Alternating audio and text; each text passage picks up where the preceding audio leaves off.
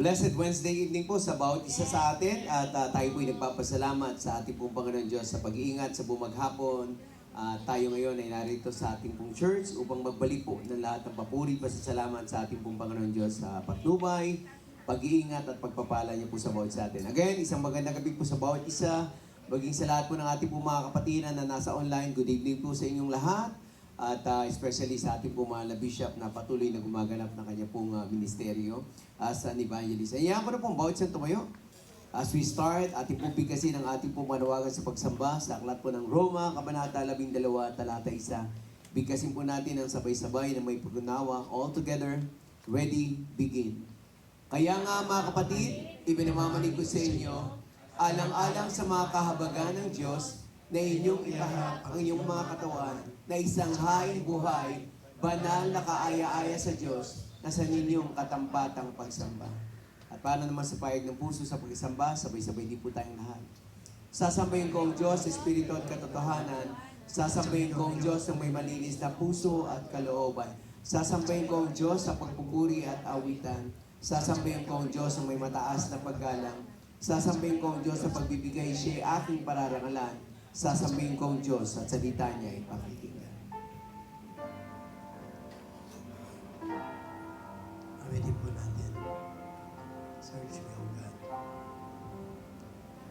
Search me, O God, and know my heart today.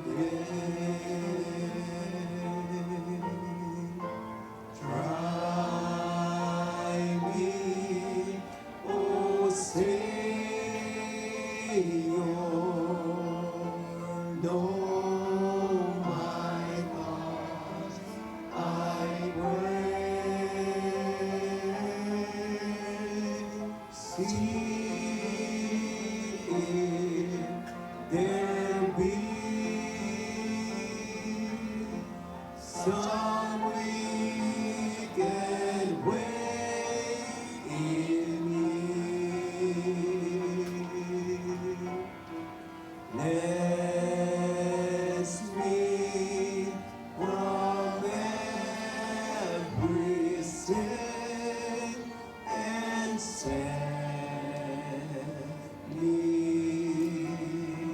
free. Bless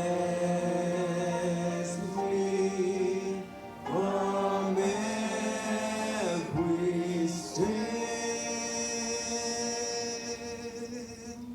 and set me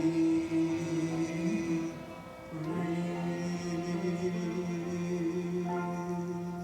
Manalangin po tayo. Panginoon, dakilang Diyos, muli, aming pong pasasalamat, ang aming pong pinapaabot, Panginoon, sa gawing tuloy sa lahat po ng inyong kabutihan, sa aming pong buhay. Thank you so much, Lord, for all the blessing that you have given us, Lord. Yung pag-iingat niyo po sa buong maghapon, saan man po kami napunta, sa work, sa school, o saan pong mga tahanan. Thank you so much. And this time, Lord, patuloy din kami humingi ng kapatawaran sa aming pong mga pagkukulang. Gawin niyo naman po kaming karapat-dapat sa aming pong servisyo this evening. Ang patuloy na pangalan niyo lamang patuloy na malakihan. Pinapanalangin din namin po ng aming pong mahal na bishop. Patuloy nga po siyang ingatan. Continue to bless him, Lord. Give him good strength, Panginoon, and good health, Panginoon, sa kanya po pang-ministry. Maging si Pastor Norman, padalangin namin ng patnubay niyo po, Panginoon, sa kanya at sa gawain sa gabing tuloy. Ingatan niyo po yung mga parating pa lang, kayo po patuloy na madakilang may taas.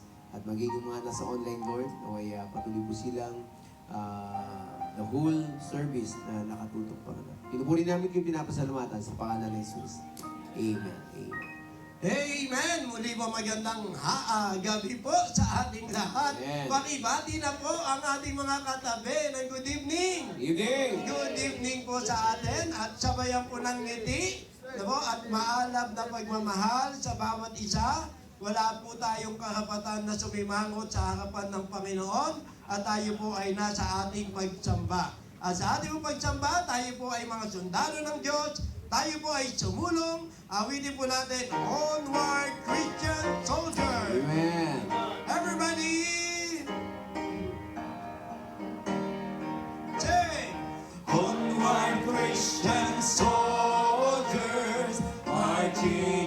to war.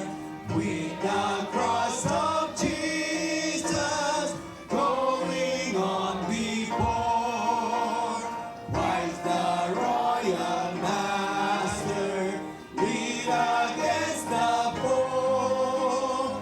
Forward into battle, see his banner go. Onward, Christian soldiers, marching us to war. With the cross of Jesus going on before. At the sign of triumph, Satan's got the plea. On then, Christian soldiers, on to victory. Hell's foundations quiver at the shout of praise.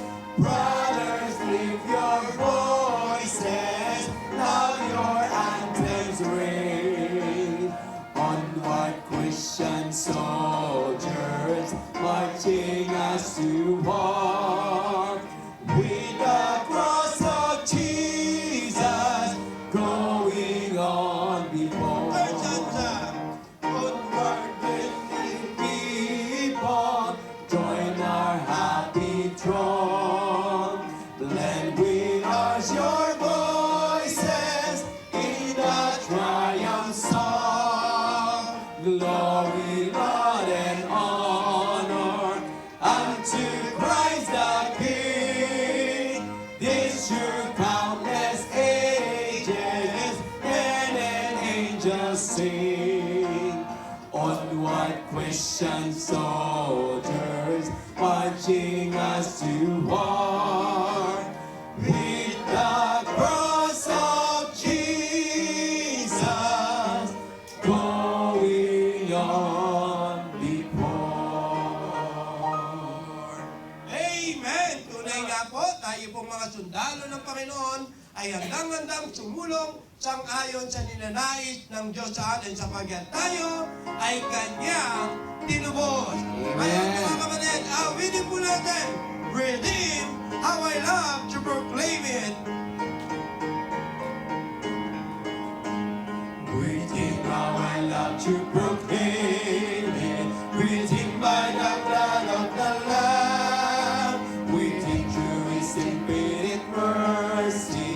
His child and forever I am. Redeemed, redeemed by the blood of the Lamb. Redeemed, His child and forever I am. With Him I'm so happy in Jesus. No language my rapture can tell. I know that the light of His presence with me doth continually dwell. Redeemed, redeemed by the blood of the Lamb. Redeemed, His child and forever I am. I think of my blessed Redeemer. I think of Him all the day long. I sing for I cannot be silent. His love is the theme of my song. Redeemed, redeemed by the blood of the Lamb. Redeemed,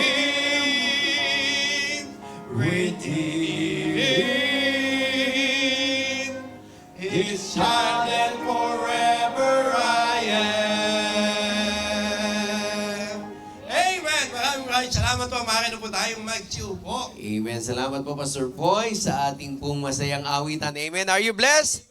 And this time, tayo naman po ay maglapit ng ating pong mga panalangin sa ating pong Panginoon Diyos. At later on, we will also ask you for additional prayer requests at kung meron pa po tayong mga heart desire.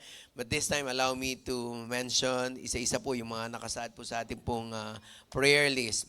Una na po sa lahat, yung ating pong mahal na bishop for good health and protection, together with Ma'am Marie, Sister Sophia, and the whole household po nila. Panalangin din natin ang daily strength, safety, success ng ating pong mahal na bishop sa mga ministries na pinagkatiwala po sa kanya, both international and local trips. O especially, ito pong nalalapit po na 25th AIM anniversary po. So, magiging punong abala rin po ang ating pong mahal na bishop. Pag-pray po natin yan. So, let us also pray for physical strength and healing for Dr. Merly Casahe. I think she just celebrated her 90th birthday. So, pag-pray po natin ang patuloy na pagkilos ng Panginoon Diyos sa buhay po ni Mami Casahe. Healing and strength for Bishop Andaya, maging physical strength for Evangelist Eddie Mesa and Mami Rosemary Hill. Good health and protection for PNG and success of his ministries, maging yung preparation po ng kanya pong nalalapit na kasal together with Ma'am Jessica this coming April. LWBC Santa Mesa Ministries and church leaders and workers. Kasama rin po sa panalangin natin LWBC Saturday Children Ministry Centers, yung mga Bible study po natin, namely San Jose, Igea, Road 12, Nagtahan, Quintina, Malacanang, De Dios, GSIS, Pasig, at Taytay po. Okay? LWBC Local and International Ministries, Churches and Mission, mainly ang prayer po ng Paris, Spiritual Growth, maging yung Beam of Paris po doon, sa panguna po ni Pastor Nelson. Sa Italy, ang prayer po natin dyan, spiritual growth din, for both Milan and Como, under the leadership of Pastor Andy Mananon and Pastor Genesis Permarlo respectively. LWBM London Spiritual Growth, para po sa mga kapatiran natin doon. At panalangin po natin si Pastor Javis sa mga inaasikaso po dyan. So sa ngayon, yung mga nangangasiwa po doon, all the with the guidance of Pastor Javis, yung mga preachers po natin doon. Para po sa Japan, both Ibaraki and Matsumoto, I think ang prayer po is worship place. Okay? So iba po ang rentahan po doon talaga sa Japan. Pag-pray po natin si Pastor Robert Burba. So salamat at nagamit po sila Pastor Mark J. Don with his family. So pag-pray po natin yung mission po doon. Canada, sa panguna po ni Pastor Eric Mariano, katulong niya po dyan kasama sila Pastor Jeremy Panoy, Pastor Ramon Sayang, at saka si Preacher Erwin Castro. They're praying for the spiritual growth as well as the possible new outreaches. Para naman po sa mga local mission po natin, we have in Muson under the leadership of Pastor Henry, praying for the mission house, as well as spiritual growth and provision para po sa family nila. Sa Tondo, spiritual growth ng mga member doon and provision and success ng nalalapit din pong BBS. April 30 to May 3 po yan. At magkakaroon din po din doon ng evangelistic gift giving this coming March 28 under the leadership of Pastor Daniel. Sa Parañaque, DBBS din po, April 6 to 11. Sa panguna naman po ni Pastor Jonathan, praying also for the worship place and provision din. Sa Valenzuela, sa panguna po ni Pastor Jason, yan, kasama po natin din si Pastor Jason, at praying for the spiritual growth ng mga kapatiran natin doon and additional chairs po. Okay? Sa Calaca, sa panguna naman po ni Pastor Darwin, more on spiritual growth din ng mga member at additional home Bible study as well as provision para po sa renovation ginagawa doon at saka sa monitor para po sa church, okay, under Pastor Darwin. And then yung JBL CBC, Growth and Success na ministry naman, sa panguna naman po ni Pastor Mark J. sa Pampanga. BMO, BBS, so I think 2 linggo na lang po ito. Yan, so yung ating pong mga estudyante dyan, so kapit lang po, yan. Pag-pray po din natin yung mga nagtuturo po sa atin, pag-pray po natin yung ministry na ito na BMOMS, okay? Brethren abroad, so hopefully matapos na po yung Sigalot. Okay, kasi marami po tayong mga kapatiran, particularly in Middle East, so na talagang apektado sila dyan. So pag-pray po natin, tayo naman dito, economically, we are affected. So construction ng MIBC Monterrey para sa new building and facilities. And also, let us pray para po sa mga kapatiran natin may mga karamdaman, particularly yung ating po mga senior dito po sa ating church, kasama na po dyan yung mga precious rubies, good health po, and safe pregnancy ni Ma'am Den Iglesia, I think, kung di tayo nagkakamali, by June yata ang June yan. Sister Pinky also para sa safe pregnancy at saka si Ma'am Noemi. Okay? Healing for Glenda Shell, Eden Segundo, Marisa Tobillo para po sa kanilang mga cancer. And healing din para kay Di Conchito, trigeminal neuralgia, Cheryl Silverio, brain aneurysm, at kay Warex para po sa kanyang dialysis din. Complete recovery of Pastor Henry, Nanay Ligay Duran, Sister Aida Amican, Preacher George's father. And good health and good love test din para po sa mother ni Sister Lina at kay Nanay Antay Vicenta po. Healing and strength for Sister Maan's mother, Nanay Anita at sa kay Sister Marie din po.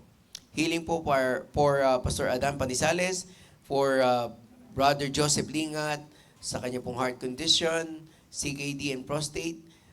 Complete recovery also for Ma'am Susan Permitis, kasama po ang kanyang asawa si Pastor Elmer at ang kanilang pong family. Fast recovery rin and healing for Edwin Loyola. Good health for Niseri family. Healing for Ma'am Pranchet. Ito yung nakita kong huli sa prayer warrior, Cup and Cold for Ma'am Pranchet. Para po sa mga businesses ng ating pong mga kapatiran, Rayco, Janlin and Jenner Publishing House, LMB, Enterprises, Babaluru Cafe, and AMH Transportation Services, SSM Trading, Bayong Republic PH, Add to Art, Lyra, Team Diamond, RMS Transport Services, Rosemore Travel and Tours, Pamilimbagan Printing House, New Global Sentry Security Services, Harvest Laundry Shop. Yan. So yan po yung mga businesses ng mga kapatiran natin, not just to pray, but tangkilikin din natin. Ayan. So, kung bibili ka rin ng mga meal tick, punta ka na sa Babylon Brew. Kung magpapalaundry ka na, punta ka na sa Harvey, di ba? Diba? So, dapat kung may mapapaprint ka, punta ka sa printing house, di ba? So, dapat tangkilikin natin yan, di ba? So, work for Brother Carl and Sister Jessa, planning and preparation and provision para po sa Summer Youth Camp, June 1 to June 5 po yan. Okay? Wisdom and provision para naman po kay Sister Dallas sa bago niya pong work. And safe travel, I think na-mention to last time ni Sister Wena. So I think ito na po yung week na magbabiyahe po siya. Safe travel for Sister Wena. Bukas yan. Papunta po ng Bicol. So far, ito po yung ating po mga list. Kung meron po tayong additional prayer request, andyan po ang ating pong Pastor Poy, tsaka si Brother Kyle. Yan, pag-pray po natin yung job hunting po ni Brother Kyle. Sige po, taas nyo lang po yung kamay. Lalapitan po kayo ni Pastor Poy at saka Brother Kyle. Yan, si Mami Me. Yan. Magandang gabi po. Yes. Hingi po ako ng prayer kasi uwi po ako sa Monday. Bicol, Bulacan. Yeah, Bicol. Bicol. Pakipray niyo po yung safe travel at saka yung strength. Kasi Monday, no? Opo. Okay. Monday ng alas 5. Parang na-miss mo agad si Sister Wena, susundan mo. Sabay ba kayo naman? Okay, sige. Alright, so, yan na po. Travel to Bicol.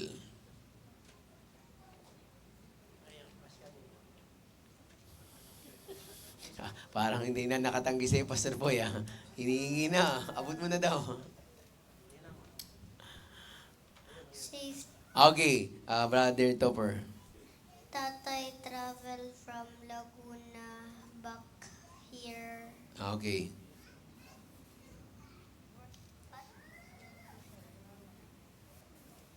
Pray for my cough, nanay's Mm. cough.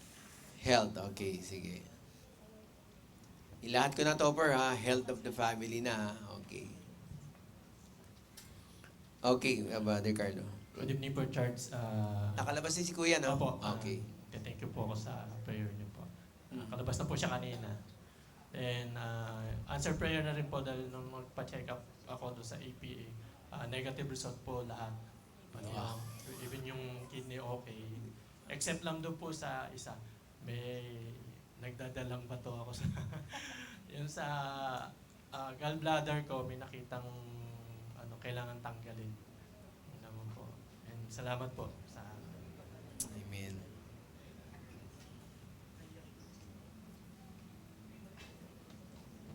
Yan na ba po? Sige, pakitaas lang ng kamay. Okay, Brother JB. Sa prayer request ko po yung mga babiyahe po sa atin ngayong Holy Week. Kasi ako din babiyahe po. Babiyahe po ako, di ba mga kapatiran, pati sa Holy Week yung muling pag-alala po sa atin ang tunay na halaga po ng Holy Week, yung pag-alala po sa sakripisyo ng ating Panginoong Hesukristo, yung totoong storya, yung totoong diwa po para sa atin. Maging itong birthday po ng March, yung mga March celebrations, sina BFDV, pati yung si Teacher Cell, syempre hindi makakalimutan, pati yung Gatdula Twins, pati yung continuous celebration ng Pastor's Wife Appreciation Month, Women's Month, pati pag-iingat sa atin ng Fire Prevention Month, pati yung nanay ko po, salamat po sa prayers yun, nakabalik po siya from her trip to Japan. Ngayon, nag-out of town na naman, kasama mga friends niya, tapos sa Holy Week, bye-bye po siya, kasama ng isang kamag-anak ko, safety Holy Week na trip to Taiwan nila. Pati ako po sa blessing ko po, na message ako ng tita ko po, sabi sa akin ng pinsa ko nga, yung nabanggit ko nun, invited ako sa this year, 60th birthday niya sa November, sa Japan. Hindi ko alam kung kasama pa kayo ni mama, pero blessing po yun, pati yung, advance na for 2017, yung 35th wedding anniversary ng tito-tita ko, yung sa Portugal, sa Europe. Yan, invited ako, sana naman matanggap yung visa ko. Pati yung mga personal unspoken ko po, pati yung safety natin from travel, pati sa Holy Week po. At Third Church, thank you po sa prayer request po niyo. Sa pag-pray. Yan, thank you. Yan, so nabanggit mo rin lang yung Holy Week yan. Meron po tayo diyang 7 palabras, okay? So, unang libro po ng ating Pumala Bishop. Kung wala pa po kayong copy, so, ayan, approach nila po si Pastor Poy. Yan, so sa halagang 200, free na po ang delivery kasi kukunin nyo na eh. Okay. Hindi, na-deliver na ni Pastor dito sa church. Hindi nyo na pupuntahan doon sa printing house, di ba? Meron pa po? Yan. Wala na pong gusto magdagdag? We're good? Okay, kung wala na po, sige po. Yan. So, okay, go ahead. Ano po, pakasama po sa prayer yung ginagawa po na, isinasagawa po na yung para po sa basketball ministry po sa may Luzon. And may kasama po kami na ibang pastor po doon. Bagamat hindi po siya Baptist, alam naman po ni Bishop yun na nakipagtulungan po kami sa ibang church. So, para sa may Bible Baptist Clinic po. Okay. So, yun po. Alright. So, hindi, nakalagay na daw kasi Pastor eh. So, salamat Brother JL. And this time, so kuha po tayo ng partner. So kung katabi niyo po asawa niyo o so stay na lang diyan. Pero kung wala kayong katabi, hanap po kayo na makakatabi. So additional prayer request kay Sister May, yung kanya pong safe travel to Bicol on Monday. Kay Topper, safe travel ni tatay niya from Laguna, and then health ng family. Kay Kuya Carlo, although good yung lahat ng results, so praying dun sa pagdadalang bato. Ganon. Tapos si JB, safe travel, okay? Ang kinang prayer request niya dahil sa mga babiyahe this Holy Week. And visa processing at kay JL Bible Ministry Clinic, okay? So yun po yung prayer natin. So pagkatapos niyo po, partner tayo, and then pagtapos na po tayo mag-pray, so tahimik na lang po tayo sa ating pong kinalulugaran at iwasan nating makadistract. So yan. Sige po, manalangin po tayo ng sabay-sabay lahat. Thank you po.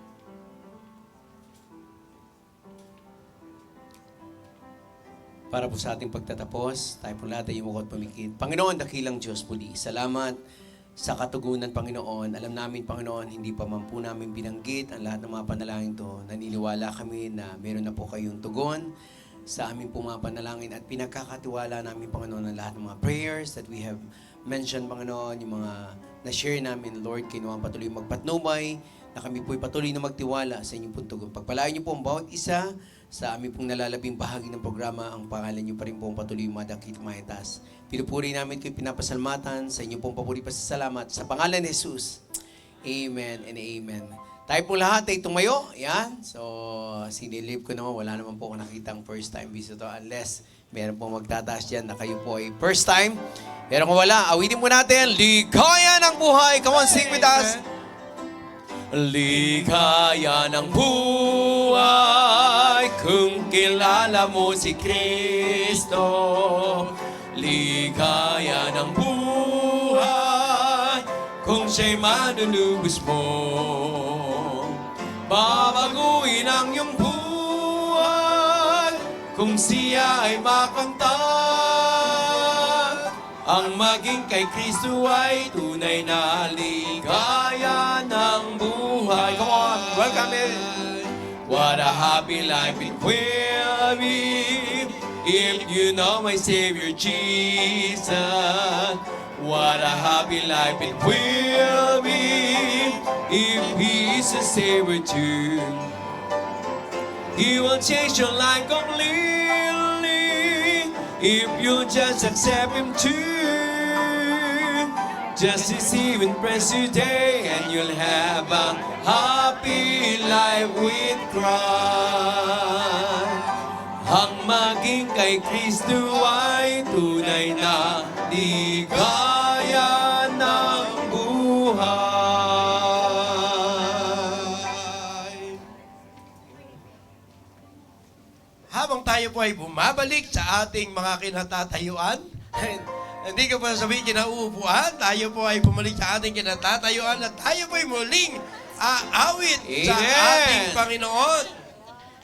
Awitin po natin, A Shelter in the Time of Storm.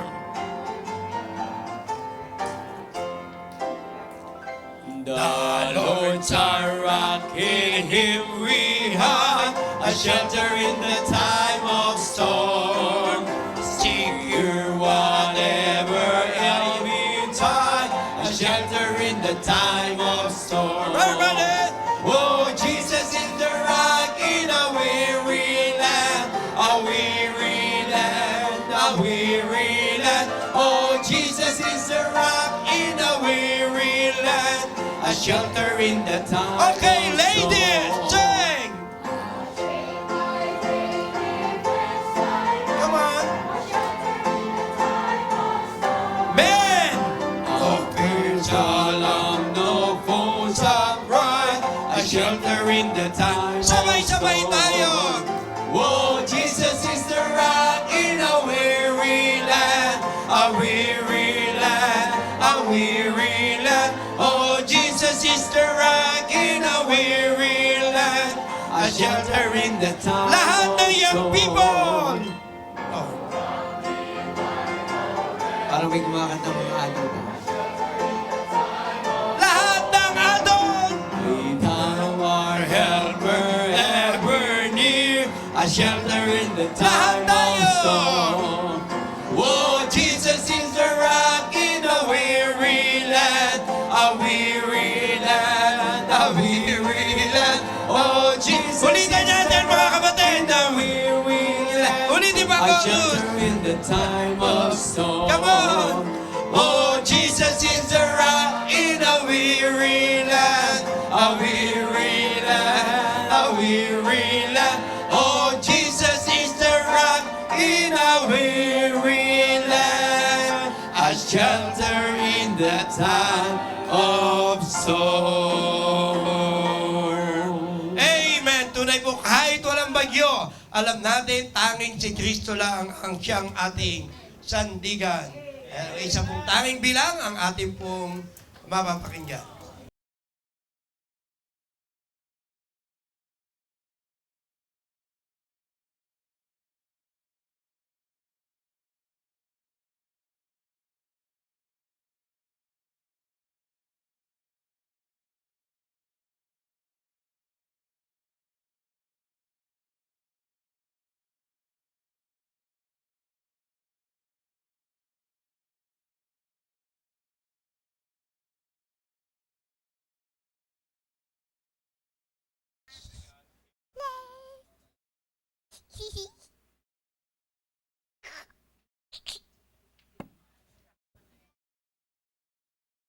Okay.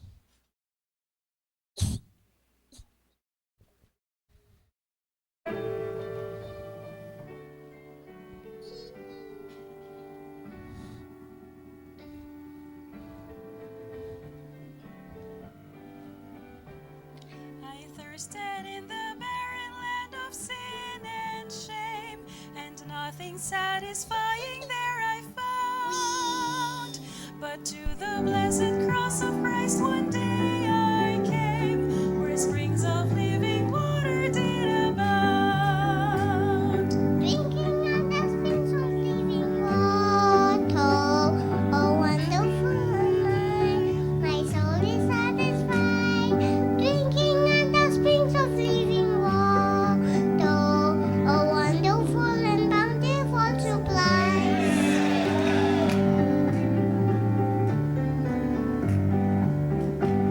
How sweet the living water from the hills of God. It makes me glad and happy all the way.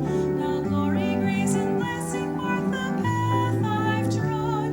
I'm shouting hallelujah every day. Drinking of the springs of living water, oh happy am I, my soul is satisfied. Drinking of the springs of living water, oh wonderful and bountiful supply.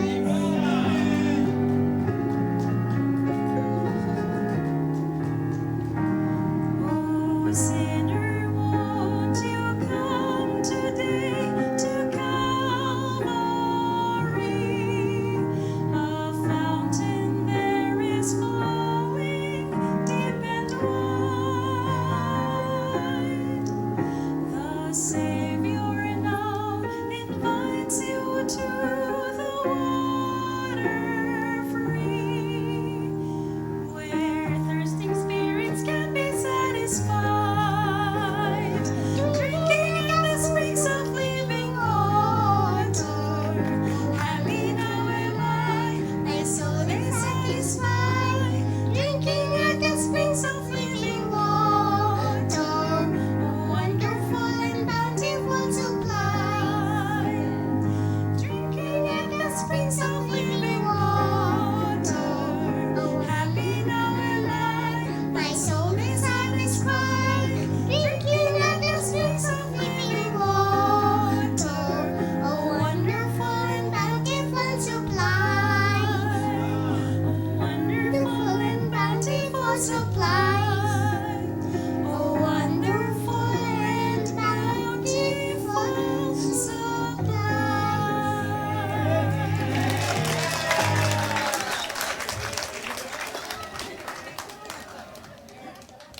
Amen. Ayun. Ang tagal pumasok ng audio. Ayan. Salamat, Ma'am Kisha, at saka kay Kena. Amen. Ayan. Oh, happy din si Kuya Topper. Amen. I hope na tayo po'y napagpala ng mensahe ng tanging bilang na yan. And this time, hindi na po para patagalin pa po natin, bigay na po natin ang ating pong 100% attention sa pakikinig po ng salita ng Diyos na dadalhin po sa atin ni Pastor Norman Marie Gatdula. Preach on! Amen. Tayo po tayo lahat. Let's all stand. Ating pong basahin ang salita ng Diyos. John chapter 6. John chapter 6 verses 1 to 14. John chapter 6 verses 1 to 14. Of course, ating pong binabati of course ang ating pong mahal na bishop. At kung nanonood po kayo ng mga Believers Breakfast, no, tuloy-tuloy po nitong week na to. At napakaganda po ng mga mensahe po ng ating pong mahal na bishop. Kaya salamat po lagi po sa ating pong tatay bishop. Of course, sa training na binibigay niya po sa atin at sa every morning na paalmusal niya sa atin mula sa salita ng Diyos. So let's read the Bible now. Ready na po ba tayo makinig sa salita ng Diyos? I hope you're all ready. I'm ready now. John chapter 6 verses 1 to 14. John chapter 6 verses 1 to 14. Babasahin ko po. Siguro basahin po natin responsively. Babasahin ko po yung verse 1, basahin niyo po yung verse 2, at yung verse 14 ay sabay-sabay po nating babasahin. Verse 1, after these things, Jesus went over the Sea of Galilee, which is the Sea of Tiberias.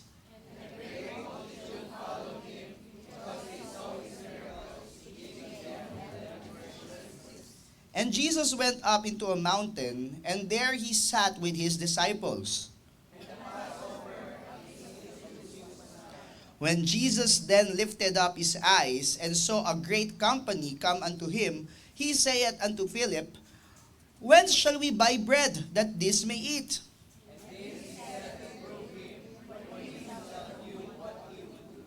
Philip answered him, 200 pennyworth of bread is not sufficient for them, that every one of them may take a little.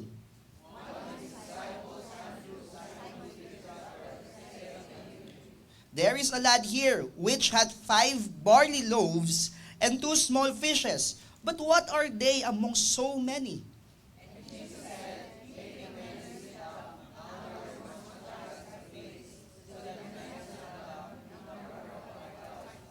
And Jesus took the loaves, and when he had given thanks, he distributed to the disciples, and the disciples to them that were set down, and likewise of the fishes as much as they would.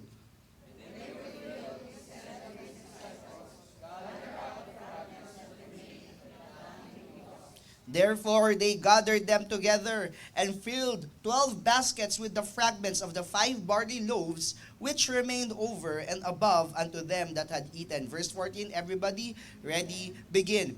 Then those men, when they had seen the miracle that Jesus did, said, This is of a truth that the prophet that should come into the world. Tayo po'y manalangin. Dear Father in heaven, thank you, Lord, sa araw po na ito na kami po'y makakapag-aral muli ng iyong salita sa Panginoon, sa pagkakataon na kami po yung makapagpuri po sa inyo. At nawa, Panginoon, ang mensahe po ngayong gabi ay tumimo po sa amin po mga puso. Bigyan niyo po ako ng wisdom at lakas, Panginoon, upang i-preach po, Panginoon, ang inyong salita. Salamat po sa lahat ng blessings na binibigay niyo po sa amin. Patuloy niyo pong ingatan ang aming pong mahal na bishop at ang kanyang pamilya. Ingatan niyo po ang bawat isa po sa amin sa pakikinig. In Jesus' name we pray. Amen and amen.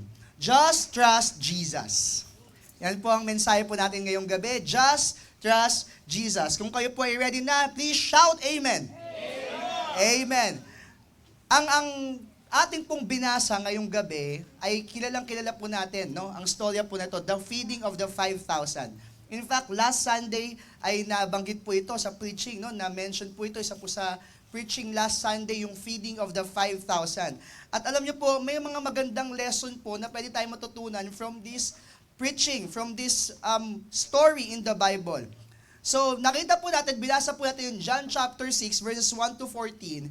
Pero bago po tayo magsimula sa ating pong mga punto ngayong gabi, gusto ko lang pong makita nyo po na ito pong istorya po na ito, ang tanging miracle ng Panginoon bukod sa resurrection na na-record po sa lahat po ng gospel.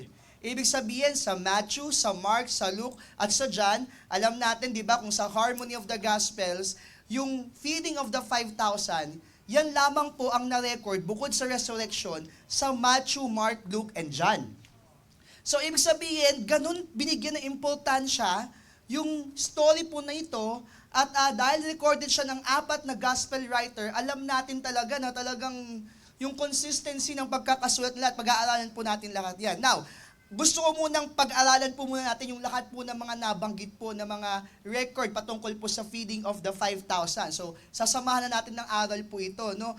Sabi po sa Matthew chapter 14, if you can be with me, turn your Bibles to Matthew chapter 14 verses 13 to 21. At babasahin ko po, at itry nyo pong tignan yung mga details na naidadagdag sa bawat pong gospel na binabasa po natin patungkol po sa feeding of the 5,000. Matthew chapter 14 verses 13 to 21, ang sabi po ni Matthew, When Jesus heard of it, he departed thence by ship into a desert place apart. And when the people had heard thereof, they followed him on foot out of the cities. Pinapakita po sa senaryo po na ito na yung mga tao on foot sumunod po sa Panginoong Hesus.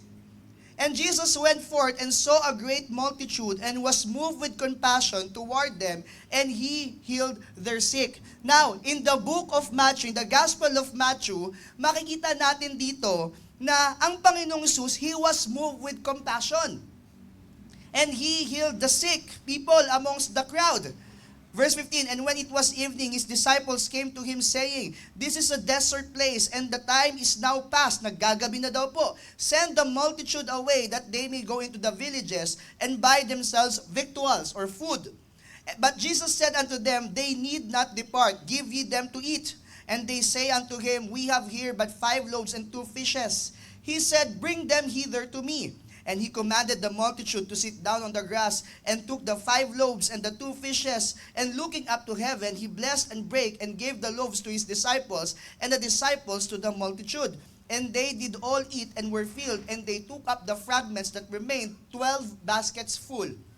And they that had eaten were about 5,000 men, beside women and children. Now, let's go to the book of Mark. Gospel of Mark, chapter 6, verse 33. Mark chapter 6, verse 33. And the people saw them departing, and many knew him, and ran afoot thither out of all cities, and outwent them, and came together unto him. Verse 34. And Jesus, when he came out, saw much people. So sa Matthew, nakita natin, the Lord was moved with compassion. Pero binigyan ng mas malalim na detail po sa book of Mark. Ang sabi doon, he was moved with compassion toward them because they were as sheep not having a shepherd. Naawa ang Panginoon at nagkaroon ng compassion dun sa crowd, sa multitude, kasi parang silang mga tupa na walang pastol. At dahil dun sa compassion na yon, he began to teach them many things. Verse 35, and when the day was now far spent, his disciples came unto him and said, this is a desert place, and now the time is far past. Send them away that they may go into the country round about and into the villages, and buy themselves bread, for they have nothing to eat. He answered and said unto them, give ye them to eat. And they say unto him, shall we go and buy 200 pennyworth of bread and give them to eat? So may panibagong additional doon sa kwento. Ibig sabihin, binigyan tayo ng panibagong picture doon sa nangyari. May question na ibinigay po yung mga disciples. He said unto them, how many loaves have ye? Go and see. And when they knew, they say 5 and 2 fishes. And he commanded them to make all sit down by companies upon the green grass. And they sat down in ranks by hundreds and by 50s. So yan yung reason kaya natin nalaman na 5,000 men. Kasi pinakita ng Panginoon na paupuin sila by ranks, by 50s and by hundreds. And when he had taken the 5 loaves and the 2 fishes, he looked up to heaven and blessed and brake the loaves and gave them to his disciples to set before them, and the 2 fishes divided he among them all. And they did all eat and were filled. And they took up 12 baskets full of the fragments and of the fishes, and they that eat of the loaves were about 5,000 men. 5,000 men. Now, let's go to Luke chapter 9. Luke chapter 9, verses 10 to 17. And the apostles, when they were returned, told him all that they had done. And he took them and went aside privately into a desert place belonging to the city called Bethsaida. Ang inad naman po ni Luke ay yung lugar. Nasa Bethsaida po sila.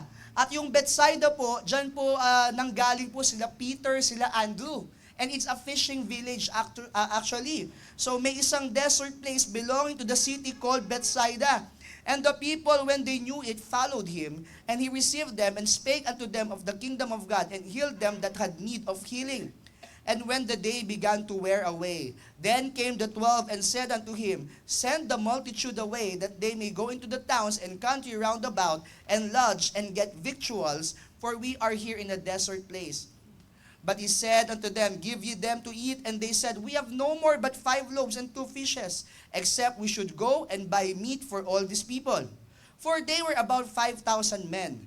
And he said to his disciples, make them sit down by 50s in a company. And they did so, and made them all sit down. Then he took the 5 loaves and 2 fishes, and looking up to heaven, he blessed them, and brake, and gave to the disciples to set before the multitude.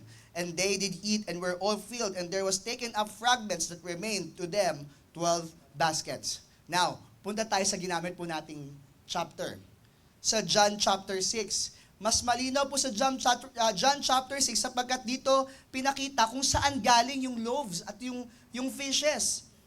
So, ang Panginoong Jesus, he went over the Sea of Galilee, sa Sea of Tiberias. Pareho lang naman po yun. And a great multitude followed him because they saw his miracles which he did on them that were diseased. Verse 3, and Jesus went up into a mountain. So, kung may imagine nyo na parang siyang disyerto, actually hindi. Nasa bundok sila at may mga grass sa paligid po nila.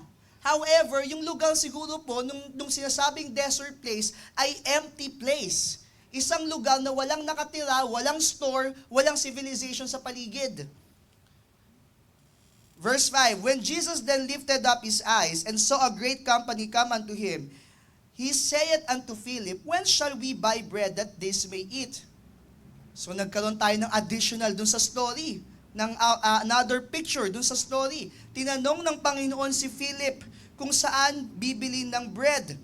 And this he said to prove him, for he himself knew what he would do. Philip answered him, 200 penny worth of bread is not sufficient for them, that every one of them may take a little.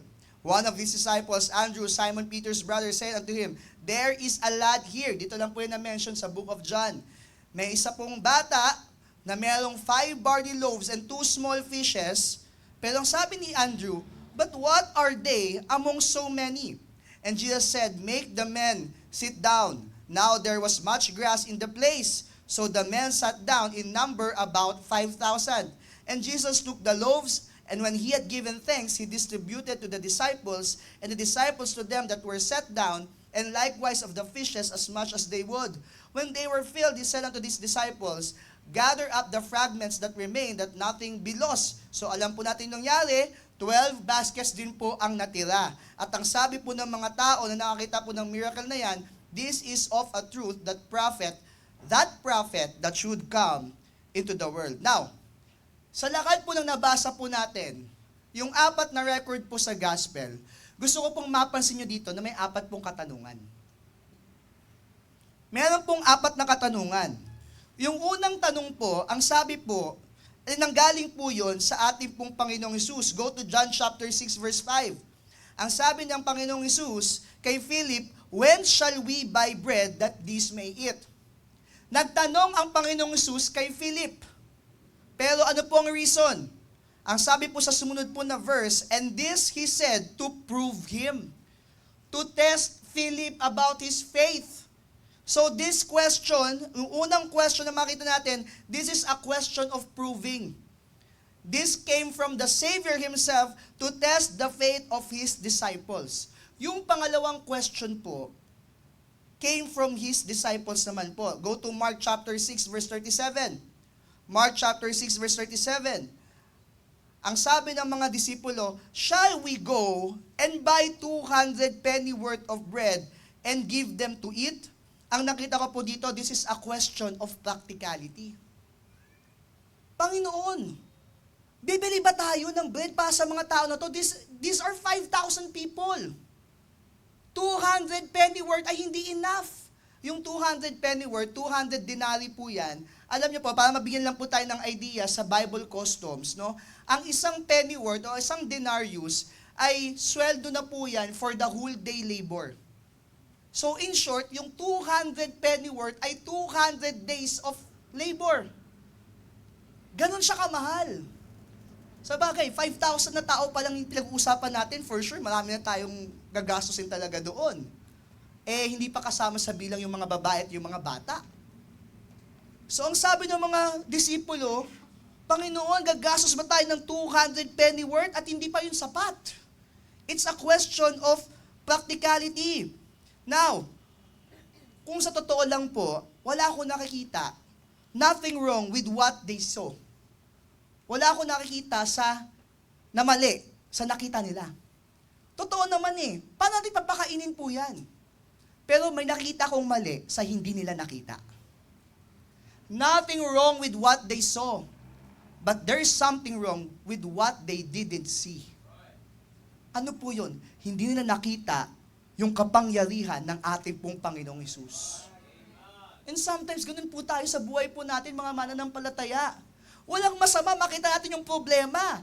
Alam ng Panginoon kung ano yung pinagdadaanan natin. Walang masama kung malungkot tayo sa isang senaryo na nakakalungkot po talaga. Walang masama kung tayo po'y malugmok sa ating pong buhay. Pero Alam niyo po ang masama doon, yung parang bang tinato na natin yung mga problema natin, no? Parang wala po tayong Diyos.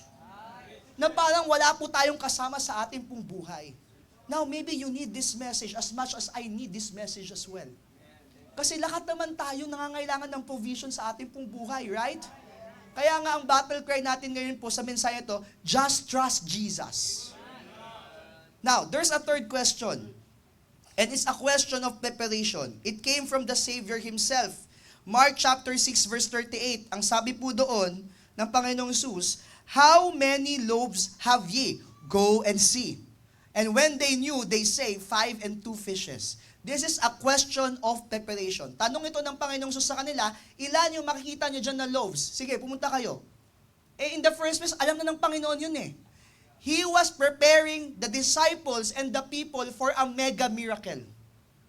Isang matinding himala ang ipapakita ng Panginoon. So it's a question of preparation. And it's also, yung pang-apat na question doon, nakita naman natin yan kay Andrew. Sa John chapter 6 verse 9, nung nakakita sila ng lad doon na may 5 barley loaves and 2 small fishes, ang sabi ni Andrew, pero ano po yan, Lord? Sa ganito kadaming tao, anong magagawa ng 5 barley loaves and 2 small fishes with these people? So it's a question of poor faith. Isang mababang pahinang pananampalataya sa ating pong Panginoon, or maybe kawalan nga po ng pananampalataya sa Panginoon. Now, doon po sa story na ating pong nakita, meron akong, kung isa-summarize ko siya, una nakita natin doon yung number. Ilan daw pong kalalakihan? 5,000. Pero kung titingnan po natin, hindi kasama sa bilang yung mga babae at yung mga bata. So we are talking about more than 5,000 people here na pinakain ng Panginoon. So siguro, baka patanong nyo, bakit hindi sinama sa bilang yung mga babae, yung mga bata? Siguro, mas madali kung, di ba, yung mga lalaki na lang yung pinapila. Tapos, distribute na lang nila sa mga, kaya sabi nga ni Bishop, di ba, kapag nagbabasa tayo ng Bible, medyo gamitin naman natin yung imagination din po natin. Ako po, naiisip ko dito, kaya siguro hindi na sinama yung bilang ng mga babae at mga bata dahil para sa kaayusan at ma-distribute ng maayos. Representatives, maybe. So the number is 5,000 men beside women and children. Kung yung lahat ng kalalakihan na yun, may kasama na asawa at mga anak, siguro aabot to ng 10,000. Although walang sinabi sa Bible, we don't know. But definitely more than 5,000. Now, nakita rin po natin yung need. The need. Sabi ng apat na gospel accounts, the day is far spent. Ibig sabihin, paggabi na po. Yung mga disciples, wala silang pagkain na hawak. In short, ang suggestion nila kay Jesus Christ, sa ating pong Panginoon, Panginoon, pauwiin mo na sila para makahanap sila ng kanilang mga kakainan. So, merong need. Kasi sa buong araw nilang pagdalakbay, di ba, umakyat sila ng bundok, sumunod sila sa Panginoon, at alam niyo po ba, nung nag-research po ako dito, ang sabi po ng salita ang sabi po sa research, yung population daw po sa Bethsaida nasa around 2,000 to 3,000 lang. So in short, yung 5,000, more than 5,000 people, hindi lang galing dun sa area. It came from different areas. So may mga strangers doon, may mga malalayong lugar, galing sa malalayong lugar, maybe galing Cavite, di ba? Di natin alam kung. So may mga galing po sa iba-iba pa pong lugar. At nandun po sila, sumunod sa Panginoong Hesus, nakinig sa Panginoong Hesus, nag-witness ng mga himala ng Panginoong Hesus. Now, kung pauuwiin mo yon at malayong lugar ang pupuntahan niya ng gutom, ano kaya ang pwedeng mangyari sa mga tao na yan? So definitely, this is a crisis. Matinding situation po ito. Na magagabi na, wala pong mga ibig sabihin, yung wala po silang pagkain at ang nakita lang nila 5 loaves and 2 fishes. Ano ang magagawa ng 5 loaves of bread and 2 fishes? Ano magagawa po ng 5 loaves and 2 fishes? Wala! Walang magagawa yung 5 loaves and 2 fishes. You know the difference? Jesus Christ. Jesus Christ made the difference in this story. Kaya nagkaroon ng saysay yung 5 loaves and 2 fishes because of the Lord Jesus Christ. At nakita po natin yung the notable miracle. Jesus blessed the food and everyone was filled. Take note hindi lang po sila nakakain, sila po ay nabusog. Nabusog po sila. At hindi lang po sila nabusog, may sobra pa. Siguro kaya may sobra doon dahil busog na yung mga tao, hindi na nila kayang kumain. Kaya may 12 baskets pa po na natira. So nakita po natin yung number, yung need, at yung notable miracle. Sobrang napakaganda po ng storya po na ito. At alam niyo pong storya na ito, nagpapakita po at nagtuturo po sa atin, nagpapaalala na dapat po sa buhay natin bilang mga mananampalataya, pagkatiwalaan natin ang Panginoon. This is a story about trust. And maybe kaya ito yung nilid sa atin ng Panginoon para i-preach ngayong gabi, baka mamaya dumadaan na tayo sa sitwasyon na parang nawawala na tayo ng trust sa Panginoon. Makinig kayong mabuti, makinig tayong mabuti. Sa totoo lang po, talagang ninanamnam ko to, minimeditate ko to kasi alam nyo naman po, malaki pangangailangan ko po ngayon. Pero naisip ko, kung ang Panginoon kaya magpakain ng 5,000, how much po yung papakainin ko sa kasal ko, di ba? O kaya bread na lang tayo tsaka 2 fishes na lang sa kasal ko po. This story is about trusting God. Ready po ba kayo? Point number 1. Point number 1, trust the provisions of God. Just trust Jesus. Christians, trust the provisions of God. Tingnan niyo po yung una po nating subpoint, the condition of the people. Ano po ang kondisyon ng mga tao? It was getting late, they were in a remote location, at kahit po, nakita ko po dito kahit po pumunta yung mga tao sa city, syempre, pagpunta po nila dun sa mga city na may mga store, maaaring sarado na po. Kasi paggabi na po At the same time, kung ganito kadaming tao, sabi ko nga po sa inyo kanina, yung city of Bethsaida ay most probably nasa 2,000 to 3,000 lang ang population. Kung dudumugin sila ng 5,000, paano nila mapapakain yung 5,000? More than 5,000 pa po yun. So, this is a crisis in the making. At alam ng Panginoon yung kondisyon ng mga tao. Na kung pauuwi niya yung mga tao sa suggestion ng mga disciple, kung tutusin nga, parang dito pag-isipan ng mga disciple Pag pinauwi mo yan, baka mamatay ang mga yan. Lalo kung galing pa sila sa mga malalayong lugar. Nakukuha niyo po yung punto ng mensahe po? The condition of the people ay kahit ma-reach po nila yung nearby city, may possibility na magkaubusan ng pagkain o hindi sila makabili ng pagkain. Now, nakita rin po natin, hindi lang yung condition of the people, the compassion of the preacher. Nung nakita ng Panginoon yung crowd, He was moved with compassion. Ano po ang ginawa ng Panginoon? Nag-preach. Jesus fed them with the spiritual food. Pero ang Panginoon, hindi lang kasi sa spiritual food yan Jesus can also feed you physically. Pwedeng ibigay ng Panginoon yung physical food mo, hindi lang spiritual food, kundi yung physical food. At yung compassion sa atin ng Panginoong Hesus, hindi lang sa spirituality natin, kundi ang gusto ng Panginoon, ma-enjoy natin yung buhay po natin. Kaya wag po natin iisipin sa buhay natin na parang puro na lang pasakit, parang ito ba yung gusto ng Panginoon? Hindi po, ang gusto ng Panginoon, ma-enjoy mo yung buhay mo. Pero sa buhay po natin, kailangan may mga matutunan po tayo at may pagdaanan din po tayo. Pero ang wag mawawala yung compassion ng Panginoon na nararamdaman natin dapat sa buhay po natin. Naniniwala po ba tayo na mahal tayo ng Diyos? The Lord loves you so much. The Lord loves us so much. Kaya nga yung mga tao na yun, sa tutuusin nga po yung mga tao na yun, hindi naman lang follower Yung iba doon nakikiosyoso lang. Yung iba doon gusto lang makakita ng miracles. Pero ang Panginoon nagkaroon siya ng compassion. Because He was moved with compassion dahil nakita niyo yung mga tao as sheep having no shepherd. Pero hindi lang spiritual ang concern ng Panginoon. Pati physical concern ng Panginoon sa atin. Kaya pag pumunta tayo dito sa church, huwag niyong isiping spiritual lang. Holistic ang gusto po ng Panginoon sa atin. Sa lahat ng aspeto, gusto ng Panginoon maging masaya po tayo. Sa usaping relasyon, sa usaping finances, sa usaping, di ba, yung mga ating pong career, lahat po yan. Gusto ng Panginoon, yung ginagawa natin yung kalooban niya at pinagpapala niya tayo. Yan po ang gusto ng Panginoon dahil mahal na mahal po tayo ng Panginoon. Now, sa story po na ito, nakita natin yung condition of the people, the compassion of the preacher, at nakita din po natin yung challenge of provisions. Pero gusto ko pong linawin sa inyong lahat na wala pong challenge sa Panginoon. He is the God of impossibles. Walang imposible sa Panginoon. Ang challenge, nararamdaman natin. Pero sa Panginoon, walang challenge. So yung challenge of provisions, naramdaman po yun ng mga disipulo. How can we provide for these people? Ang sabi ng Panginoon, give them to eat. Paano natin magpo-provide yung 5,000 men? Beside women and children.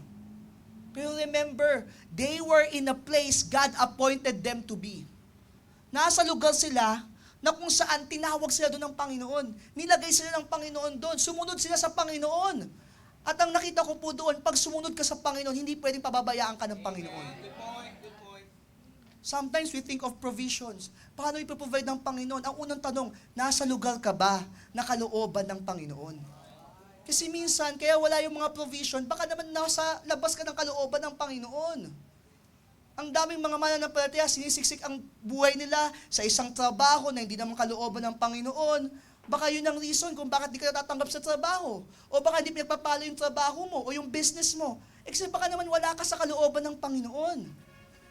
Baka mamaya tinatawag ka for full-time ministry. Huwag mo na isiksik yung sarili mo kung saan-saan kung tinatawag ka naman pala ng Panginoon. Remember, these people were in a place na kasama nila si Jesus Christ. At hindi sila pababayaan ng Panginoon sapagkat kasama nila ang great provider. Sometimes we just have to follow the Lord. And if we are in the place God meant us to be in, nandun ang blessing. Nandun ang provision. My dear brethren, trust the provisions of God. Ang una mo dapat tanong, Lord, paano mo ito mapoprovide? Hindi yun ang unang tanong. Ang una mong itanong sa sarili mo, nasa kalooban ba ako ng Panginoon? Dahil kung nasa kalooban tayo ng Panginoon, hindi pwedeng i-provide ng Panginoon yung pangangailangan mo. Hindi pwedeng hindi ka i-bless ng Panginoon kapag nasa pagsunod tayo. So yun dapat ang tanong natin, Lord, paano mo ito mapoprovide? Ang tanong mo, nasa kalooban ba ako ng Panginoon? Nasa kalooban ako ng Panginoon? Sigurado, ipaprovide ito ng Panginoon. Just trust Jesus. Trust the provisions of God. Okay, number 2. Kaya nga sabi po sa Matthew chapter 6 verse 33, ano po yun? But seek ye first the kingdom of God and His righteousness. And all these things, mga provisions po yun, mga pangangailangan po yun, all of our needs will be added to us. Pero ang sabi doon, unahin mo yung kalooban ng Panginoon. Seek ye first the kingdom of God and His righteousness. Ang sabi din po ng Psalm 37 verse 25, I have been young and now am old, yet have I not seen, take note, the righteous forsaken, nor his seed begging bread. So hindi tayo pababayaan ng Panginoon. Kasi walang challenge sa Kanya. Yung challenge, tayo lang pong nakakaramdam nun, pero if we begin to trust in the Lord, alam natin na ipoprovide ng Panginoon. Okay. Nakikinabang po ba tayo sa mensahe? Trust the provisions of God. Number 2, trust the power of God. Trust the power of God. Gusto ko pong i-explore natin. Una po, yung source ng food. Ang source ng food ay isang bata. A young lad or a lad. Bata po ang source ng food. He is an unlikely candidate to be the source of the food. Pero inoffer ng bata yung food, even though kailangan niya yung pagkain po na yun. So, talagang may isip po dito habang binabasa mo, at natututo tayo sa kwento po na ito, na dapat pagkatiwalaan natin yung kapangyarihan ng Diyos. Na kahit bata yan, pwedeng magamit ng Panginoon para ma-provide yung pangangailangan mo. Remember, gumamit ang Panginoon ng sabsaban para siya ay makababa dito po sa lupa. Kaya nga yung Israel hanggang ngayon hindi naniniwala kay Jesus Christ. Bakit? Kasi ang gusto nila makita, King of Kings sa kalangitan, talagang in grand display. Pinakita ng Panginoon that He is humble. Remember, maliliit na bato ang ginamit para mapatay si Goliath. Even this lad can be used by God to provide our needs. Just trust the power of God. Kasi sa atin po minsan ang gusto natin yung nasa isip natin na solusyon. Yung mga conventional na solutions. Yung tipong kapag may pangangailangan, ang unang isip natin mangutang. Mag-pray ka muna. Tingnan mo muna kung may bibigay na Panginoon na provisions. Gusto ko sana sabihin yung Bombay, kaso lang. So, minsan ang una nating thinking, di ba, yung solusyon natin. Isipin mo muna, mag-pray ka muna, kasi baka may solusyon naman ng Panginoon. For sure, may solusyon ng Panginoon. Baka gumamit siya ng isang bata. Magulat kayo si Topper, may bigay sa inyo. O kaya si Kayna, di ba? Na Japanese yen. So, hindi mo alam kung paano gagamitin ng Panginoon yung mga maliliit na bagay. Bakit? Imposible ba sa Panginoon? Hindi. Walang imposible sa Panginoon Yun nga lang, hindi mo maalok sa isip mo kasi. Hindi mo kasi matanggap na pwedeng magbigay ng Panginoon, ang Panginoon, ng solusyon. Kahit sa hindi conventional na paraan. Tandaan niyo po, the Lord will never be too early or too late pagdating sa provision niya. He gives His provision sa saktong pangangailangan mo. The source of the food, the specifics of the food. The specifics of the food. Yung sinabi po sa John, kaya gusto ko pong ginamit natin yung John Ang sinabi kasi sa John, barley loaves of bread. Alam niyo po ba, yung barley bread is a poor man's food in the ancient times. Pagkain po ito ng mga mahihirap. So, sabi natin ito po ay yung, sardinas, parang gano'n, or Lucky Me. So, pagkain daw po ito ng mahihirap. Tuyo daw, di ba? Tuyo. So, pero gusto ko pong makita nyo po dito, na kahit ito yung specifics po ng food na pinakita po sa Bible at ginamit po, it may be the poor man's food, but in the hands of God, it's an overflowing food. Kahit ang tingin niyan, di ba, pang mahirap na pagkain, pero kung titignan nyo, kailangan nyo kumain. Minsan yung mga mananampalataya, tinatanggihan yung blessing kasi gusto mo mas malaking blessing. Hindi po. Yan ang kailangan mo. Yan ang gusto yung bigay sa'yo ng Panginoon at dyan ka pagpapalain ng Panginoon. Minsan ang gusto natin, upgraded agad Yung tipong iPhone agad yung natin, kahit ang binibigay ng Panginoon, Nokia 3310 lang muna. Gusto mo agad, di ba? Na agad, yung mamahaling sasakyan, samantalang binibigay lang muna sa'yo ng Panginoon, e-bike lang. O ngayon, sino ngayon tumatawa? Ako may e-bike ako, electric lang to. O, kayo, gasolina, namamahalan kayo, di ba? Hindi mo alam kung anong pwedeng gawin ng Panginoon, kung ba't yun ang binigay sa'yo ng Panginoon, pero dapat lahat ng ibibigay sa atin ng Panginoon, na-appreciate po natin. It may be a poor man's food, but in the hands of God, it's an overflowing food, the one they needed at this specific time. At alam niyo po ba, makikita din po natin, sa kapangyarihan ng Panginoon, hindi lang po sila nabusog, hindi lang po sila nakakain, meron pa pong sumobra. The surplus of the food. May surplus. At alam niyo po yung surplus, kung ilan po? 12 baskets full. Yan po yung naiwan. Kaya natatanda niyo po yung speaker natin last Sunday, sabi, ini-imagine niya siguro, yung young lad, nakauwi po yun, naka-take out siguro yun ng pagkain.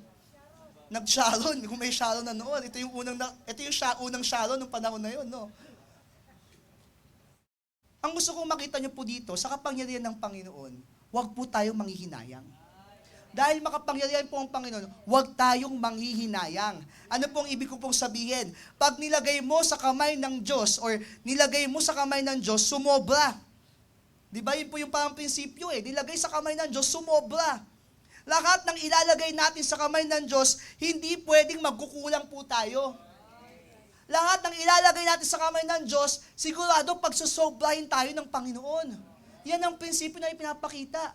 Yung young lad doon, yung lad, binigay niya yung pagkain niya nang walang hesitation. Kahit alam niyang gutom din siya, bata yan eh, for sure magugutom yan eh. Pero ginamit siya ng Panginoon, ginamit yung pagkain na yon upang mapakain yung madla at may sobra pa. Kaya batang manghihinayang kung tayo po ay magbibigay para sa Panginoon, yan ang susi para sa pagpapala. Minsan ayaw natin ibigay eh. Kasi may bayarin ako, nandyan na yung due date. Nandyan na yung bayarin ng Meralco, nandyan na yung Maynilad, nandyan na yung internet, nandyan na yung mga loan. Alam nyo, kahit hindi nyo ibigay yan, hindi maghihirap ang Diyos. Ang disadvantage wala po sa Diyos. Kahit po ang simbahan po natin, kahit i-withdraw nyo po or i-withhold nyo po yung para sa Diyos, for sure magbibigay at magbibigay ang Panginoon ng provision. Ang disadvantage wala po sa Diyos, wala po sa kanyang gawain, ang disadvantage nasa iyo po. If you want to be blessed by God, dapat marunong kang magbigay. Nagbigay yung lad. Napakain yung madla. At merong pang surplus. Sana po matuto tayo sa prinsipyo. Kasi ang tinuturo ng mundo, mag-impok, walang masama sa pagsisave, walang masama po doon. Pero wag natin kakalimutan to share. Especially in the work of God. In sharing to the man of God. Dahil yan ay malinaw po na tinuturo ng Bible na meron pong pagpapala. Now, kung makita po natin, we have to trust the power of God. Yung mga nagwi-withhold ng kanilang kakayanan, no? Nakikita ko po na walang pananampalataya sa kapangyarihan ng Panginoon. Kung may pananampalatayang sa mananampalataya sa kapangyarihan ng Panginoon, willingly mag-o-offer yan. Bakit? Kasi alam niya na kayang ibalik ng Panginoon ng makailang ulit yan. In the first place, lahat ng meron tayo, galing din naman po sa Diyos. We cannot outgive God. And I'm sure, if you have this heart, diba, for His ministry, for His work, in sharing to others, hindi pwedeng hindi pagpapalain niya ng Panginoon. Just trust Jesus. Trust the power, trust the provisions of God. Trust the power of God. And last point, nandiyan pa po ba kayo? Natututo po ba tayo? Trust the process of God. May proseso po ang Panginoon, pagdating din po sa blessing. Kung parang feeling mo kulang, baka naman nasa proseso ka. Na kailangan mo lang pagkatiwalaan ng Panginoon sa proseso. Tingnan nyo po sa John chapter 6 verses 5 to 7. Sa John chapter 6 verses 5 to 7. Ang sabi po doon, when Jesus then lifted up his eyes and saw a great company come unto him, he said unto Philip, when shall we buy bread that these may eat? So sabi nga po natin dito, this is a question of proving. Gusto ng Panginoon i-test yung pananampalataya ng mga disipulo niya. Sa verse 6, malinaw, and this he said to prove him, for he himself knew what he would do. We just have to trust the process of God. If we want to be blessed in this life, trust the process of God. Bakit? Kasi alam niya yung ating pong kahantungan. Alam niya yung ating pong path. He is omniscient. He knows all things. He knew what was in man. Alam niya yung future. Kaya gustong-gusto ko po yung kanta na I know who holds tomorrow. Diba? So, ano nga bang lyrics nun?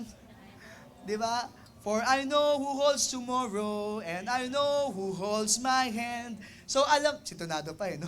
So alam ng Panginoon, ayan no? O sige, kantahin natin everybody. Many things, ready, sing.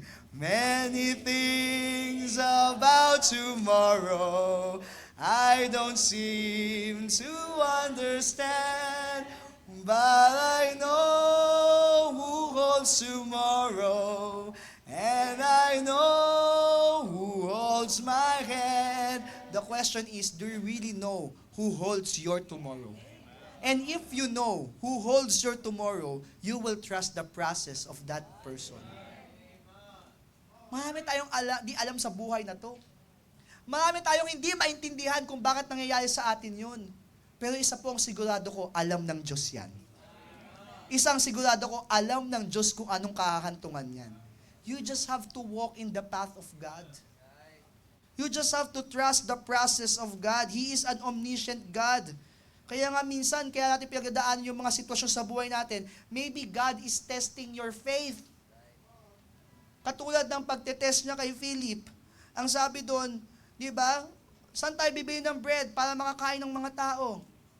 Kung may pananampalataya yung mga disipulo, sasabihin niya, Panginoon, pwede kang maghimala. Pwede kang mag-produce ng bread. Kung gano'n ang pananampalataya ng mga disipulo, pero ano pananampalataya ng mga disipulo? Gagastos ba tayo ng 200 penny worth of bread para dito at hindi patukan sa kakasya sa kanilang lahat? Poor faith. Ang sabi naman ng isang disipulo, meron tayo ito 5 loaves of barley bread and 2 fishes. Pero anong magagawa nito? Tinanggal nila sa equation ang Panginoong Hesus. Kaya mga kapatid, baka kaya tayo dumadaan sa iba-ibang mga situation sa buhay natin. Maybe God is testing you. You just have to trust the process of God. You just have to trust His provisions na hindi nalilate. You just have to trust His power na gagamit siya kahit young lad sa buhay mo upang ma-provide yung pangangailangan mo.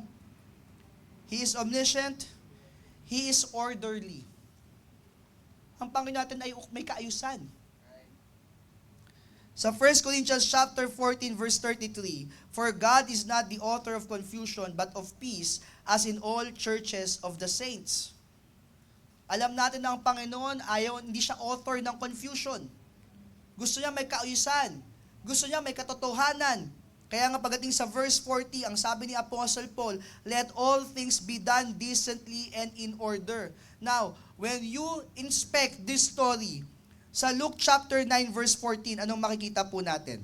Luke chapter 9 verse 14. For they were about 5,000 men, and he said to his disciples, make them sit down by 50s in a company. Ganyan po kaayos po ka-organize ang Panginoon. Kaya nga sabi ko sa inyo kanina, kaya tayo nagkaroon ng number na 5,000, kasi ganyan po yung ginawa nila. 50, 50, 100, kaya nila nabilang na 5,000 men, beside women and children. Inayos muna ng Panginoon bago siya naghimala. Kaya sa buhay natin, minsan may inaayos pa yung Panginoon sa buhay natin bago mo makita yung himala ng Panginoon. Bago makita mo yung kung ano yung conclusion ng proseso. Kasi may pagdadaanan muna tayo. Maybe may boss tayong nakakainis. May kaklase tayong bully. Maybe babagsak tayo sa isang subject. Babagsak tayo sa isang evaluation. We don't know. Maybe that's part of the process. You just have to trust God. Kahit sa usaping love life po eh. Maybe mababasted ka, ma-heartbroken ka. You just have to trust the way God writes your love story. Baka part po yun. Sa buhay ko po, nakita ko po na marami pong heartbreaks. Pero yung nagiging daan naman ng Panginoon na binigay sa akin yung akin pong minamahal, talagang makikita ko talaga yung proseso ng Panginoon. Grabe, napaka-bless ko, no? Bukod sa napakatangkad niya, yung kakulangan ko, pinrovide ng Panginoon. Kaya sana pag nagkaroon na ng sana mamana yung height, no? Kitang-kita ko po sa buhay ko po eh.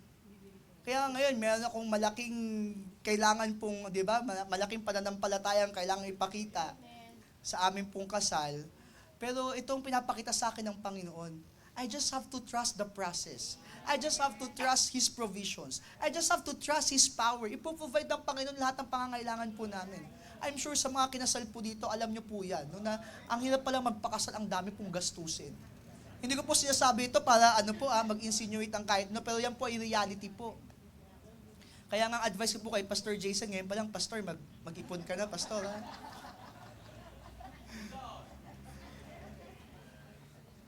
Yan po ang reality. Katotohanan po yan. Katotohanan po. Pero, alam niyo po ang pinapakita sa akin ng Panginoon, kumalma ka. Just trust His provisions. Trust His power. Trust His process. At alam niyo po, usapan namin ni Jessica po, na kung ano lang ibibigay sa amin ng Panginoon, na for example, kahit yung mga, syempre pag ikakasal po kayo, may mga pangarap kayo na gusto mong mangyari, na kung ano yung mga nakikita natin sa iba ring kasal, na gusto natin i-include. Pero sabi ko, kung anong ibibigay sa amin ng Panginoon, magiging thankful kami. Kung ito lang, praise God, thankful kami. Ang mahalaga na makasal naman po kami, no? At Di ba po, yun naman po ang mahalaga. Pero syempre, di mo may iwasan, may pangarap ka na ilagay dun sa kasal mo eh, di ba? Lalo na ang babae po. Pero tinuturuan din kami ng Panginoon makontento. Even if God gives us a poor man's bread, we will be thankful for it. He is orderly. And alam niyo po, He should be obeyed. Kailangan pong sundin ang ating pong Panginoon. Kaya nga po, ang obedience, yan po ang susi sa pangapapala.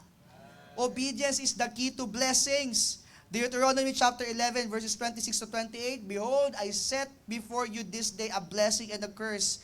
A blessing if you obey the commandments of the Lord your God, which I command you this day, and a curse if you will not obey the commandments of the Lord your God, but turn aside out of the way which I command you this day to go after other gods, which ye have not known.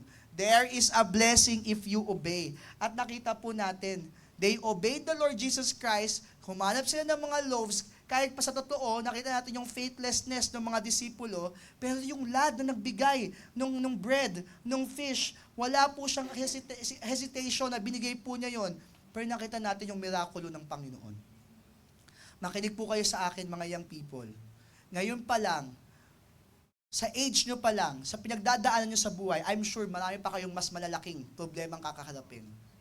Pero sana lagi nyo maalala na magtiwala tayo sa Panginoon. Bakit? Hindi tayo pababayaan ng Panginoon. At sa ating lakad po dito, dapat po ang battle cry po natin, just trust Jesus. Walang laman ng wallet mo, just trust Jesus. May tracts po doon, lagay po natin sa wallet niyo po para magkalaman, di ba? Dahil walang mas ibahalaga kundi ang gospel ng Panginoon. Tama po? Yung wala mong laman na wallet, lagyan mo yan ng tracts para magkaroon ng halaga yung wallet mo, okay? Hindi niyo po alam. Remember po yung testimony ko po, no? Nagbigay ako sa Panginoon ng first fruits ko. Wala na akong kakainin, pero 3 araw ako, 3 ba? O 5 araw ko pinakain ng Panginoon. Sa isang stranger ang ginamit ng Panginoon. Isang stranger ang ginamit ng Panginoon na biglang pumunta sa dorm ko po at biglang kumuha ng pagkain sa ref na punong-puno ng tubig. Nagulat ako na may pagkain pala doon. I'm sure maraming beses ko na po itong nakwento, no? Pero for the benefit of those na hindi pa po nakarinig ng testimony na ito, napipray na ako sa Panginoon, Lord, matutulog na lang po ako, gutom na gutom ako, matutulog na lang po ako para mawala yung gutom. Biglang may kumatok sa dorm, ako lang mag-isa doon, yung ka-dorm ko, wala po nung time po na yun, biglang bumunta sa ref ko, binuksan niya, kukunin ko lang po kuya ha. Sabi ko, sino to? Anong ginagawa nito? Ba't may pagkain doon sa ref, ref ko? Ref ko po yun eh. Ay kuya, kasi po nakilagay po ako doon sa ka-dorm niyo po. Pero kuya, may pagkain po kami. Gusto niyo po bang sumama sa amin pagpagkain? Talaga nagmadali ako eh. Kung pumunta po agad ako, sige. Hindi ko pa siya nakikilala, pero pagpasok ko doon sa kwarto nila, naamoy ko na agad yung pagkain. Gutom na po ako eh. Totoo po. Nag-praise and worship ako sa Panginoon. Kumanta ako ng, kaya nga na yung kinanta po ni Sister Sherida, yung My Soul Desire. Isa po yung sa kinanta ko po nung gabi po na yun. Kasi iyak ako ng iyak, gutom na ako eh. Iba nagagawa ng gutom sa tao eh. Munti ko nang kainin yung unan ko po eh. Buti na lang, nag-pray ako, tapos matutulog na lang ako. Biglang pumikit na ako ng mata, may kumatok, tapos pinakain ako ng Panginoon. At ang maganda doon, pinagsilbihan pa po ako, Kuya, kain ka lang ha. Ay, kumain talaga ako. Bakit? Eh, baka bukas wala na naman akong kakain. At least busog na ako. Kinabukasan, kumatok ulit siya. Siyempre, nandun yung isip ko, sana, Lord, pakainin mo ulit ako ha. Pangalawang araw, kumatok ulit siya, Kuya, may pagkain ulit kami.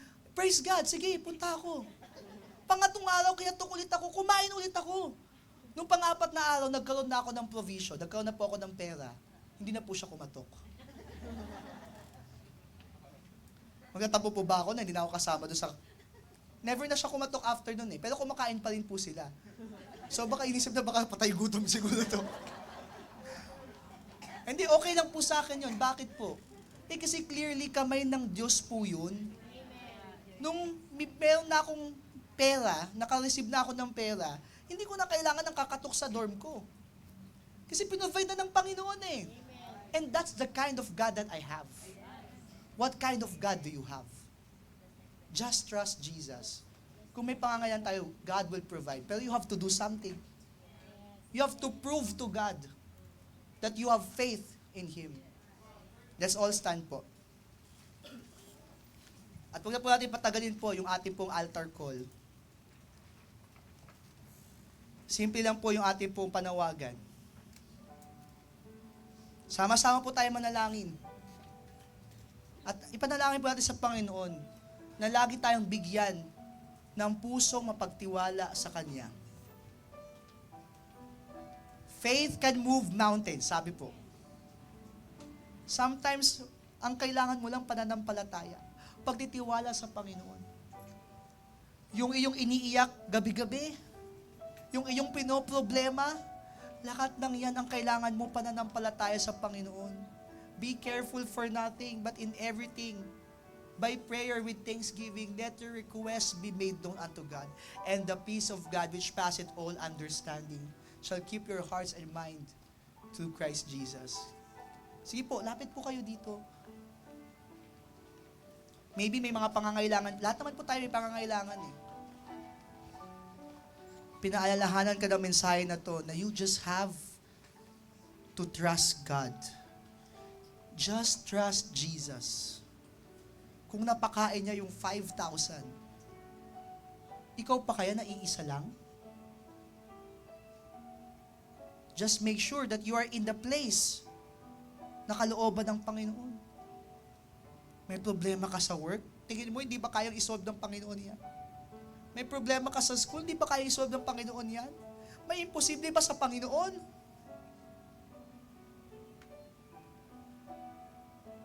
May problema ka sa puso? Sa health? Hindi ba kayang isolve ng Panginoon yan? You just have to trust Jesus. Dear Father in heaven, thank you, Lord, sa amin po na pag-aaral ngayon pong gabi po na ito. Walang saysay, Panginoon, yung mga bread, yung fishes, kung sa kamay lang namin ito, Panginoon, at itatago lang namin ito. But it made the difference nung inoffer po ito sa iyo. Because when it was offered to you, it was offered in confidence. Walang hesitation. Maybe sa part ng disciples, hindi nila nakita ang mirakulong pwedeng mangyari. But this happened to remind us na walang imposible sa iyo. We just have to trust you, O God. Trust your provisions. Trust your power. And trust your process. Ang aming po mga pangangailangan, ang aming po mga hinihiling, ang aming po mga minimiti, Panginoon, alam namin na kaya niyo po ibigay ito. Ngunit ang tanong, meron ba kaming pananampalataya? Naniniwala ba kami? Nasa kalooban mo ba kami? At kalooban mo ba ang bagay na amin pong hiningi? Panginoon, sana po, sa dami po ng mga hindi namin maintindihan sa buhay po namin, ay matuto po kaming patuloy na magtiwala. Kung may mga mangyari man po na sitwasyon sa aming pong buhay, gaano man ito kabigat, alam po namin na hindi niyo po kami iiwan, ni pababayaan man. Matuto kami lagi, Panginoon, na magtiwala lamang sa iyo. Your solutions are never too early or too late. It's always right on time. We just have to have that faith, that trust, O God. At huwag nawa kayo matulad, Panginoon, sa mga disipulo na kahit nakakita na po ng mga himala, ay hindi pa rin po naniniwala. We believe in your provisions. We believe in your power. We believe in your process. Kaya, Panginoon, nawa magkaroon po kami ng kumpletong pananampalataya sa inyo. Nothing wavering. Walang doubt. Dahil hindi nyo kami pababayaan, Panginoon. Thank you for everything, Lord. We praise you, we honor you. Nawa, Panginoon, ay magkaroon po ng magandang impact ang mensahe po na ito. In Jesus' name we pray. Amen and amen.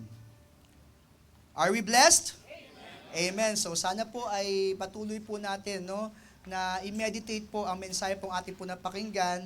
At nilid po ako ng Panginoon. Sa susunod ko pong preaching naman ay yung part 2 naman ng ating pong ng usapin po na ito, sapagkat yung sa Luke ba yun or something, ay may feeding of the 4,000 naman. So yun yung abangan natin. Sa susunod kong preaching, ay itutulong ko naman sa inyo yung feeding of the 4,000.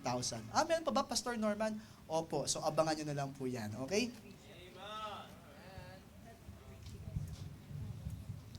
Amen. Thank you so much, Pastor. Napakabuti ng Lord. At tunay na tayo po ay pinagpala sa mensahe at tunay po na leading ng Panginoon yung mga mensahe na binibigkas po at binibitawan po sa pulpitong ito. Thank you so much po talaga sa ating Pastor. Pastor, thank you so much po. Ngayon naman mga kapatid, para po sa ating pagkakaloob, inaanyayahan ko po ang lahat na tumayo at basahin ko po ang sinasabi ng Proverbs chapter 11 verse 24. Proverbs 11:24. There is that scattereth and yet increaseth, and there is that withholdeth more than is meet, but it tendeth to poverty. Manalangin po tayo.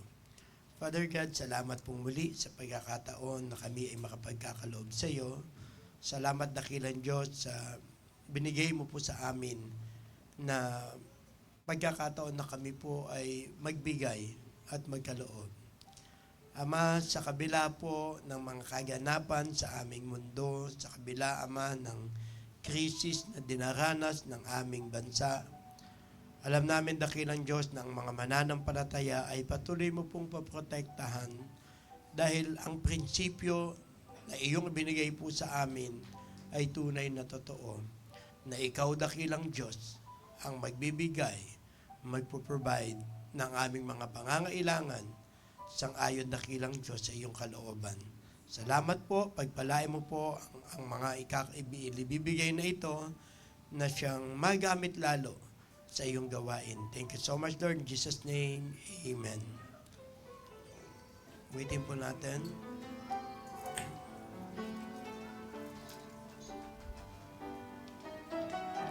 I cannot come before righteous holy Lord, and offer to Him worldly things I do not need, and hope is bliss.